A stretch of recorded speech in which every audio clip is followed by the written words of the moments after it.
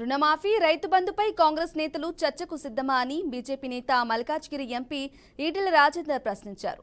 రైతులకు ఇచ్చిన హామీలు అమలయ్యేంత వరకు వారి తరపున బీజేపీ పోరాటం చేస్తుందన్నారు. ఎన్నికలకు ముందు ఇచ్చిన ఎన్నో హామీలతో పాటు రైతులకు ఇచ్చిన హామీల విషయంలోనూ ప్రభుత్వం విఫలమైందన్నారు. తెలంగాణలో 30 లక్షల మందికి రైతు రుణమాఫీ జరగలేదన్నారు. రేవంత్ రెడ్డి గారు రుణమాఫీ చేస్తాం 2 లక్షల వరకు, రైతులారా ఎవరైనా రుణం తీసుకోకుండా ఉంటే ఇప్పుడే పోండి, రుణం తీసుకోండి.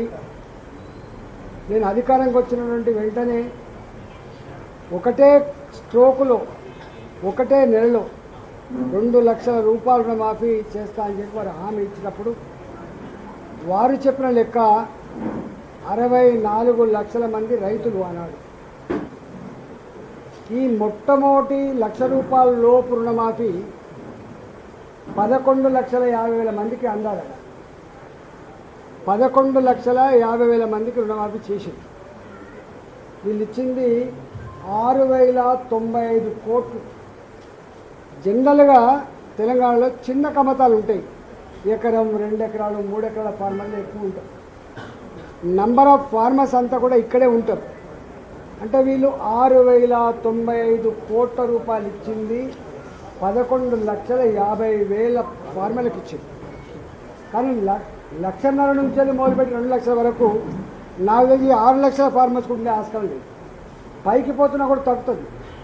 ₹1,00,000 లోపు అయితేనేమో 11 లక్షల మంది వచ్చిండ్రు. మళ్ళీ ఆ బ్రాకెట్ కంటే అయిన తర్వాత కేవలం 6 లక్షల మంది వచ్చిండ్రు. ఒకవేళ ఇది మళ్ళీ ₹2,00,000 వరకు అంటే ఒక 3 లక్షలతో 4 లక్షలతో మొత్తం మీద కలిపితే అల్లికి అల్లి సున్నకు సున్నా మొత్తం వీళ్ళు ఇచ్చేటువంటి రుణమాఫీ ఒక 22 లక్షలు 23 లక్షల మందికి ఇస్తారు కావచ్చు. అది కూడా ఇంకొక ఈ 12,000 కోట్లని ఇంకొక 3,000 కోట్లు అయితే 4,000 కోట్లు అయితే ఇస్తారు కావచ్చు తప్ప వీళ్ళు చెప్తున్నట్టుగా 34,000 కోట్ల రూపాయలని 49 లక్షల తేల్చడం అనేటువంటిది శుద్ధ అబద్ధమని తేలిపోయింది.